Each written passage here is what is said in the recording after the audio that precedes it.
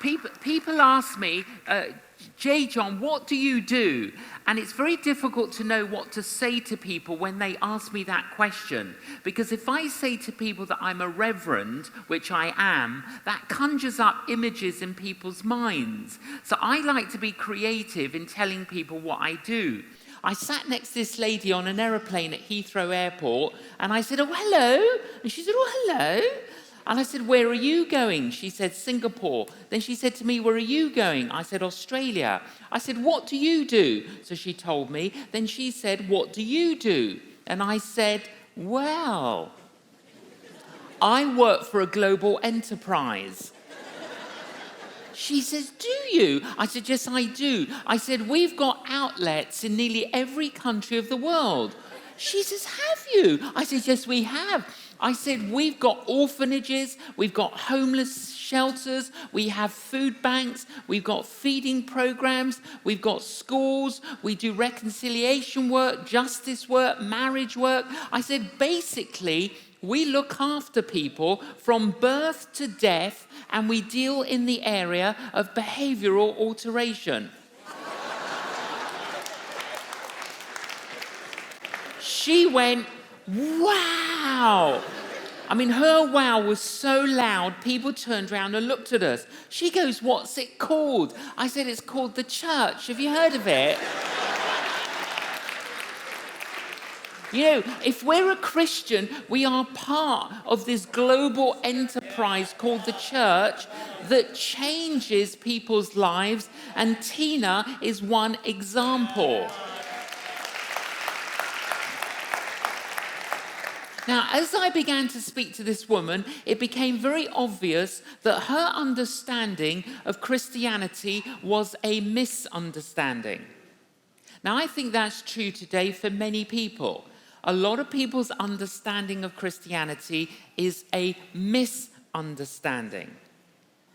And Pastor Roy and Pastor Keeley have asked me to explain it to you this morning. What is this Christianity? There's a very famous verse in the Bible. It's located in a gospel called John, chapter 3, verse 16. And it says this: "For God so loved the world that he gave his only Son, so whoever believes in him should not perish, but have everlasting life." That one verse from the Bible, it kind of, in one line, sums up what Christianity is. It's an invitation. Now, if you're anything like me, I'm sure you appreciate invitations. I mean, even if you can't go, it's like, well, at least they remembered me, isn't it? It's nice, isn't it? Now, when you get an invitation to a wedding or something like the wedding, you get the card, and at the bottom of the card, you find the letters RSVP. Now, what do they stand for? There was this professor from overseas in England for a semester with his wife. While they were here, they received a wedding invitation, bottom of the card, RSVP. Now, they didn't have that code back in their country. So he was trying to crack the code.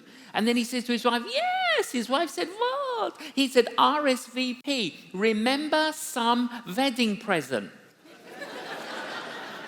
Now, you see, the professor, he thought it was a demand, but actually it was an offer.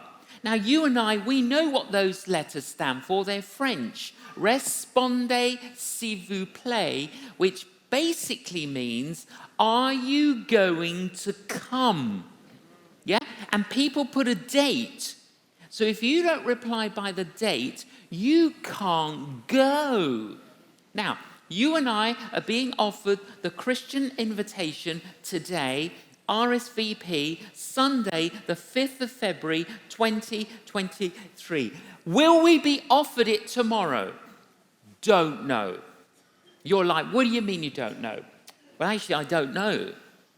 Well, why don't you know? Listen, none of us can guarantee that we're going to be alive tomorrow. You see, that's why it's really important to reply to the invitation while you're still alive. Yeah? While you're still alive, reply to the invitation. After this service, Killy and I, we're going straight to a hospice and we're going to meet a dying woman. She's only 61, but she's dying. They told her she would die before Christmas, but she's still alive. But, we just don't know, do we? That's why it's so important to reply to the invitation while we're still alive. When you get an invitation, there are 3 things you want to know. 1, who's it from? 2, who is it to? 3, what is it about? Okay, let me answer those 3 questions. Question 1, who's it from? Back to that little verse. For God. So it starts with God. G-O-D. Now, what does G-O-D mean? That means different things to different people. Did you know that when the first Russian astronaut returned from space, first interview, first question, did you see God? He said, no, I did not. The Soviet Union at that time heralded this as proof that God did not exist. When the first American astronaut returned from space, first interview, fourth question, did you see God? He said, I would have seen God had I stepped out of my spacesuit. Interesting. Yeah, but can you see how the Russian and the American had 2 different understandings of the word God? Today, many people ask the wrong questions. If you ask the wrong question, you can never get the right answer. The right question to ask is, has God revealed himself? The Bible says God has revealed himself in creation. In fact, the whole of creation is trying to get our attention. But sadly, people who enjoy creation aren't interested in the Creator. God has spoken through history, but God's greatest revelation of himself for all people, for all times, for all cultures, was in Jesus Christ. Jesus Christ is the King of Kings and the Lord of Lords. In other words, he's the King of the entire cosmos. He's the King of the entire universe. The invitation is from him. From him. Now, if King Charles invited you for tea at Buckingham Palace, I bet you would tell everybody, even if it was inappropriate. You would slip it into conversation, wouldn't you? It just randomly, you would just say, oh, by the way, I received an invitation from King Charles. Did you? You'd slip it in. You want to tell the neighbours, the family, you'd be on a bus and you just turn and say, I received an invitation. Because you're excited that the earthly king has invited you for tea. The King of Kings is inviting you. The King of Kings is inviting you. Right, from Jesus to who? For God so loved the world. Every one of us. Now, not everyone acknowledges it, but just because we don't acknowledge it doesn't mean it's not being offered to us. What is it about? Christianity is about 3 things. Number 1, forgiveness from the past. Do you agree that there are problems in the world today? Do you agree? Of course there are. There are problems globally, socially, domestically, personally. Many governments of the world, many social agencies, many charities are trying to alleviate the symptoms. Now, if you're trying to alleviate the symptoms, you're always going to have the symptoms unless you deal with the root cause. The big question is, what is the root cause of everything that's wrong in the world today? A mother said to her husband, darling, look after Annie, their little daughter. She needed to get on with things. The father said, yes, of course. He thought, what could he do to occupy his little daughter? Flicking through a magazine, he sees a map of the world. He says to his daughter, watch what I'm going to do. He cut the map of the world into small squares and he muddled the squares on the floor. He said to his daughter, I want you to put the squares back together again, like a puzzle, to make the map of the world. When you've done that, come and find me. So the father thought, well, that'll keep her busy. A couple of minutes later, she says, Daddy, I've done it. He went to have a look. All the squares were put in exactly the right place. He said, how did you know where to put all the squares? Ah, she said, when you were cutting the map out, I looked on the other side and I saw a picture of a man and a woman. And I thought, if I could put the man and the woman back together again, I could put the world back together again. You see, the heart of the human problem is the problem of the human heart. Repeat that after me. The heart, no, after me. The heart of the human problem is the problem of the human heart. You see, according to the Bible, we all have a diseased heart, and we have dis-ease in our hearts. And out of our hearts come the seeds that affect and infect our lives and our relationships. Now, let me illustrate it for you in a slightly different way. Just imagine you passed out of this life now. This is just an analogy. You woke up in a gigantic theatre, sitting there on your own. In front of you is a huge screen. All of a sudden, the doors open, an angel flies in, comes up to you and says, welcome to the theatre of judgment. Relax. Watch the screen. There on the screen, you see your life. Everything you ever did here on earth, everything you ever said here on earth, and everything you ever thought. You see it on the screen. At the end of the film, as you're recovering, the angel comes back and says, relax, there's going to be a second showing. All the people who were featured in the film of your life are all waiting outside. We're just going to let them in to view your life a second time. How would you feel if your life were judged on that basis? That is exactly how God judges us. But God does it in an instant. I don't know about you. Me, I would not want a private viewing, let alone a public viewing of my life. I do not need convincing that I've thought, said, and done things that I shouldn't have.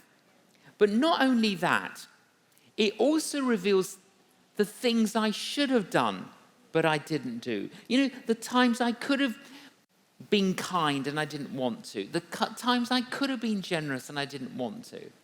Now, many people think all that stuff doesn't matter. It does. It disconnects us from God. And it works a bit like an overdraft in a bank account. When you have an overdraft and I have an overdraft, you can't help me, I can't help you. The only one who can help us is someone in credit. Jesus was the only one in credit. That is why Jesus came into this world to do something for us. Killy and I, we've got 3 sons. When our firstborn son, Michael, he was about 4, he and I went to buy a Mother's Day present for his mum, Killy. So we go into this store, and as we walk into the store, in front of us is a huge sign, and it read, "Do not touch. All breakages must be purchased." Now, why didn't I just walk out? Huh? I've got a 4-year-old. I know what I'm like, a little bit clumsy. And also, there's something magnetic about those words, "do not touch." Isn't there? It's almost like, do not touch. And you can feel rebellion. It's like, well, I'll show you. I'll show you. But we're in the store, we're kind of going around, and I saw it from the corner of my eye as Michael knocked this thing over, and it kind of felt slightly slow motion as it fell. No! And it fell to the floor, smashed.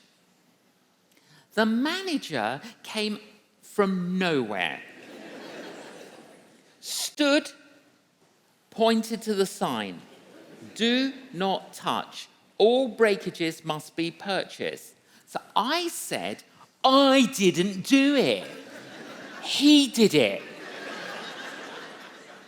And I thought, why don't I just walk out? Because I didn't do it. I'll walk out. Michael can pay the damages. There was no way that 4-year-old Michael could pay for the damages. Only his daddy could pay for the damages.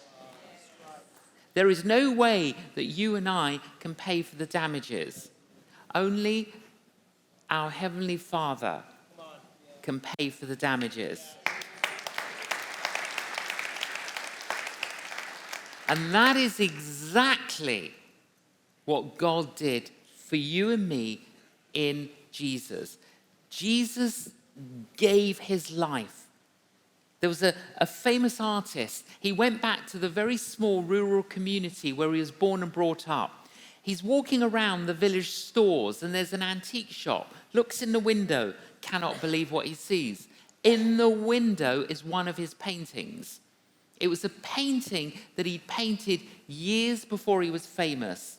The frame was broken. The picture was scratched and dirty, but it was his. But he couldn't go into the store and say to the manager, "That's my painting, give it back to me." If he wanted it back, he had to buy it back before he could clean it, restore it, and reframe it. That is what Jesus did. Jesus Christ bought you and bought me back.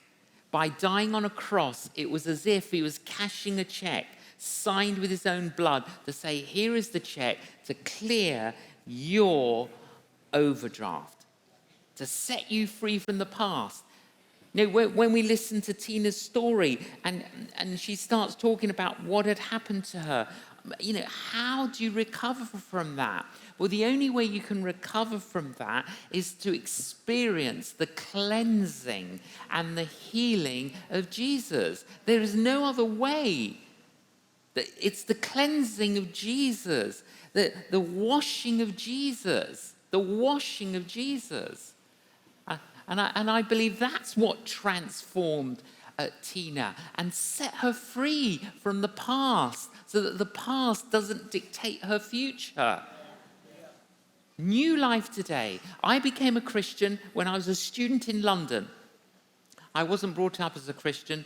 And when I was a student in London, I met a Christian, gave me a Bible. And in my first year, he helped me understand who Jesus was. And I connected with Jesus on the 9th of February, 1975. And the light came on. The light, it was something changed. At that day, I didn't have the vocabulary to tell you, but now I know I was born again. I was born again. My mother said to me, "You're brainwashed." I said, "Mum, my brain has been washed."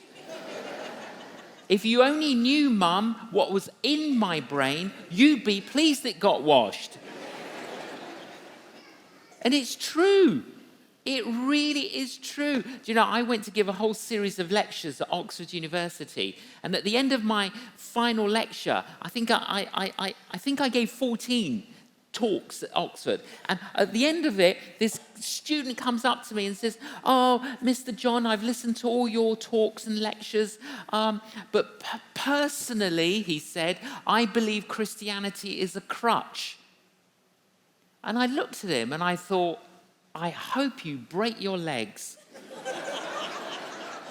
Well, you know, we all have random thoughts, don't we?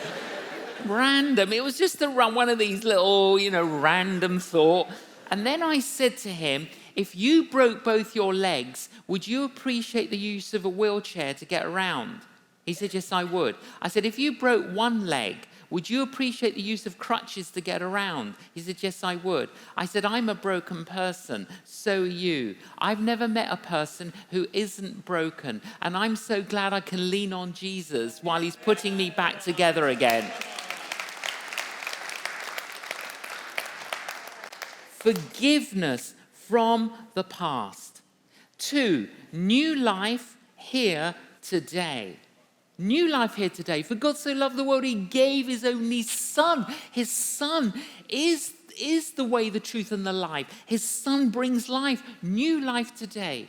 The word Christian has got the word Christ in it. If you remove the word Christ from the word Christian, you're left with I-A-N. Ian isn't going to help you. Now, I'm not saying Ian isn't a nice man. I'm sure Ian's a good man, yeah? If you had a puncture with your tire, he might help you, right? But he's not going to change your life. He's not going to change your destiny. Listen, don't pretend to be a Christian when you can actually become one. Yeah? Seriously, I did a cordon bleu cookery course. My wife's a brilliant cook. But, I thought for a bit of therapy, once a week, I'll do a cookery class. So I signed up for this cookery class. It was on a Monday. And every week, it was going to be like 12 weeks. I thought, great, this is be good for me. Anyway, so I go to the first class. This woman comes up to me and she says, what do you do? So I said, I'm a minister. And so I said to her, do you go to church? Oh, yes, she says, I do. I said, which church do you go to? She couldn't remember the name of the church. Anyway, the next one, all of them were exactly the same. They all called themselves Christians. All of them called themselves Christians. They never went to church. You see, they all thought a Christian is someone who goes to church 3 times in their lifetime. When they're hatched, yeah? When they're matched, and when they're dispatched. And 2 out of those 3 occasions, they carried in. They only go once out of choice. You see, and they all thought, we're Christians. It's like, look, don't pretend to be a Christian when you could actually become a real one. Okay? New life today. Look, think of your life for a moment like a car. Okay? Work with me on this analogy. The car of your life. To be a Christian, using this analogy means Christ is in your car. Okay? Now, if he's not in your car, the car of your life, look, in a few minutes, I will give you an opportunity to say, I want him in my life. I want him to do what he did for Tina to do for me. And I will ask you to stand up, to say, yes, that's what I want you to do. Now, for the majority of us here, I would imagine Jesus is in the car. He's in the car. Gray is in the car. Where is he in the car? Do you drive your car to church, unlock the boot, get Jesus out for religious happy hour? At the end of the service, get back in there. There are some people who kind of let it all out for about 1.5 hours on a Sunday morning, but you wouldn't know that they're Christians the rest of the week. Others of you are going, no, J. John, he's in the car. What? He's like a passenger on the back seat. No, he's in the front. What do you mean? The front passenger. Bit more of a companion, still a passenger. Now you're thinking, we know where you're going with this analogy, J. John. You don't actually. But you think I'm going to say, is he in the driving seat of the car of your life? I am. Is he in the driving seat of the car of your life? Everyone here who thought, yes, he is, I've got one more question for you. Are you a backseat driver? Yeah? The car gets to a roundabout. Jesus turns left. Where are you going? I'm going down the road of forgiveness. I don't want to forgive her. Did you ever see the movie My Big Fat Greek Wedding? Do you remember that movie? Well, I'm Greek. When that movie came out, some of my British friends said, John, is that what Greek culture's like? I said, no, it's worse. My mother is a travel agent for guilt trips. If I want to feel guilty, call my mum. I mean, the latest one is I'm using the wrong shampoo. That's why my hair's falling out. It's like, Mum, I'm 64 years of age. Give me a break, But, Jesus tells me I've got to keep forgiving, I've got to keep loving. The car gets to an intersection and Jesus turns right. Where are you going? I'm going down the road of generosity. You see, it's very easy to say, oh, I've got Jesus in my life. I've got Jesus in my car.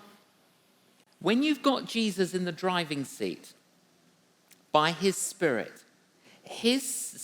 will produce love, joy, peace, patience, kindness, goodness, gentleness, faithfulness, and self-control.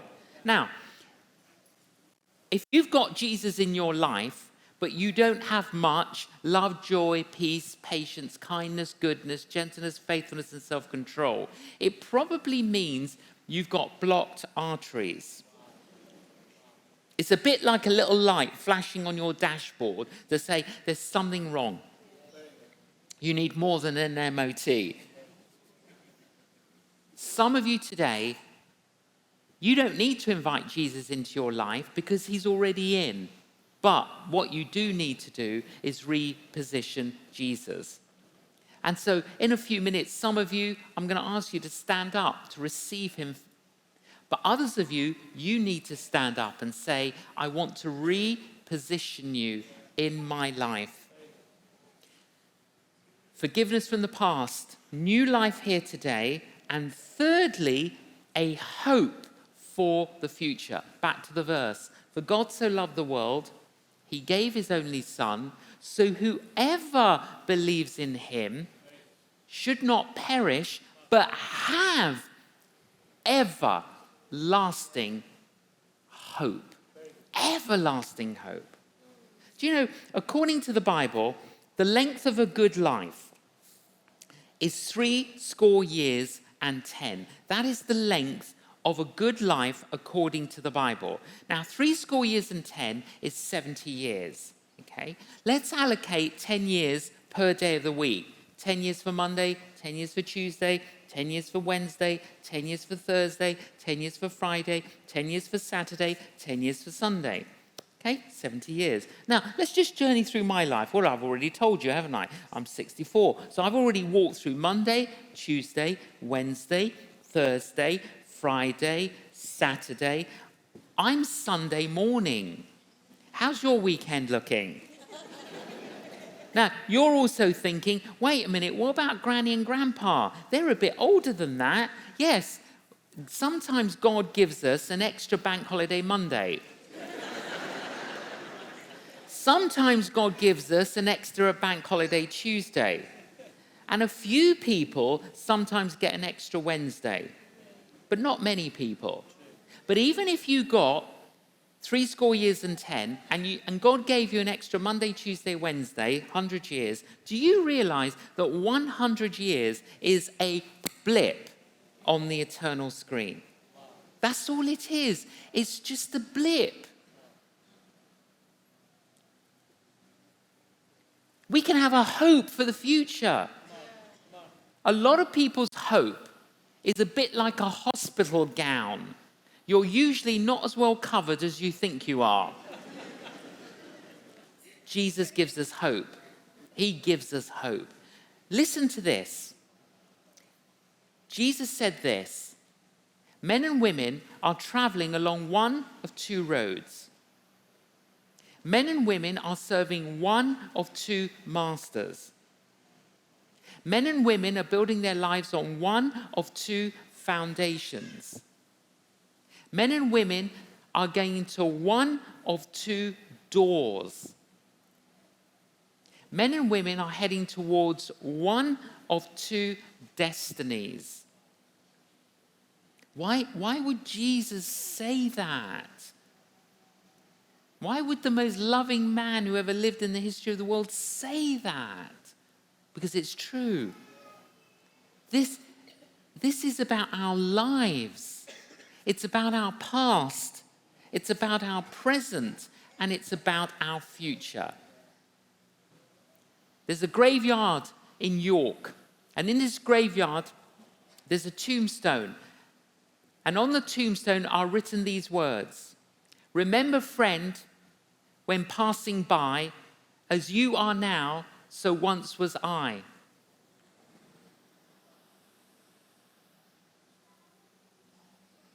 We're all going to go. We're all going to go. But where are we going to go to? Where are we going to go to? We are being offered the great invitation from the King of Kings, Jesus, to you, to me. What is it about? Forgiveness from the past. New life here, today. New life. Like what Tina was telling us about. Experiencing new life today. And a hope for the future. RSVP. Répondez s'il vous plaît. What have you done with your invitation? Now, if you've accepted the invitation and you've got Jesus in the driving seat, you become the invitation. Wherever you go, wherever you are, home, work, wherever you are the invitation to other people. So that's why you can talk about the invitation. And you can talk about the King of Kings giving us an invitation. But some of you haven't accepted the invitation. Accept it today.